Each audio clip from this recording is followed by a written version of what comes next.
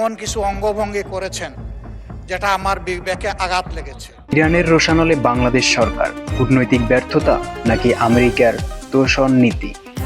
21শে April 2026 বর্তমান ভূ রাজনৈতিক প্রেক্ষাপটে বাংলাদেশ এক চরম কূটনৈতিক সংকটের মুখোমুখি দাঁড়িয়েছে। একদিকে আমেরিকার প্রতি বর্তমান সরকারের অন্ধ আনুগত্য, অন্যদিকে মধ্যপ্রাচ্যের শক্তিধর দেশ ইরানের সাথে ক্রমবর্ধমান দূরত্ব।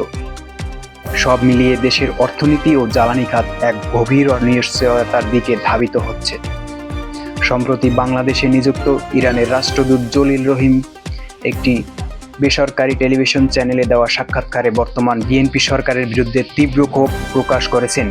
তিনি জানান, আমেরিকার অগ্রসরণের ইরানের সর্বোচ্চ ধর্মীয় নেতা আয়াতুল্লাহ আলী খামেনির শাহাদাত এবং সাধারণ মানুষের মৃত্যুর পর ঢাকাস্থ ইরান দূতাবাস শোক বই খোলা হলেও সরকারের কোনো প্রতিনিধি সমবেদনা জানাতে আসেননি।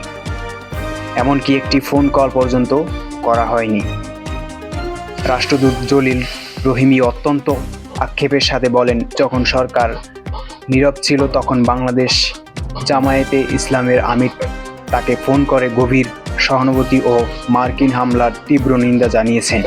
তিনি হুঁশিয়ারি দিয়ে বলেন, যুদ্ধ একদিন শেষ হবে, তবে বিপদের সময় কোন দেশের নেতারা আমাদের সাথে কেমন আচরণ করেছে তা ইরান ভবিষ্যতে অবশ্যই মনে রাখবেন।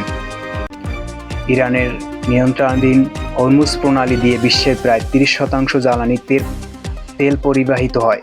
রাষ্ট্রদূত জানান, ইরান চেয়েছিল বাংলাদেশের জাহাজগুলো নিরাপদ ছেড়ে দিতে, কিন্তু সরকারের একপাক্ষিক ইরান বিরোধী বিবৃতির কারণে ইরান কঠোর অবস্থানে যেতে বাধ্য হয়েছে। এর ফলে বাংলাদেশের জয়যাত্রা সহ বেশ কিছু জাহাজ বর্তমানে আটকে আছে। এই কূটনৈতিক টানাপোড়ার সরাসরি প্রভাব পড়েছে দেশের সাধারণ রাজনৈতিক বিশ্লেষকদের মতে বর্তমান সরকার চীনের বা রাশিয়ার মতো শক্তিশালীকে উপেক্ষা করে শুধুমাত্র আমেরিকা তার তোষণ নীতি গ্রহণ করায় এই ভারসাম্যহীনতার সৃষ্টি হয়েছে, যেখানে জামায়াতে ইসলামী একটি নিখুঁত ডিপ্লোম্যাটিক ভূমিকা বা মুভি দিয়ে নিজেদের দূরদর্শিতার প্রমাণ করেছে। সেখানে সরকারের নীতি নির্ধারণ কৌশলগতভাবে ব্যর্থ হয়েছে বলে মনে করা হচ্ছে। বাংলাদেশে এই মহাসংকটটি কাটিয়ে উঠতে পারবে কিনা তা এখন সময়ের অপেক্ষা। তো দর্শক বিন্দু, সাথেই থাকুন নতুন আপডেট আসা পর্যন্ত। Thank you.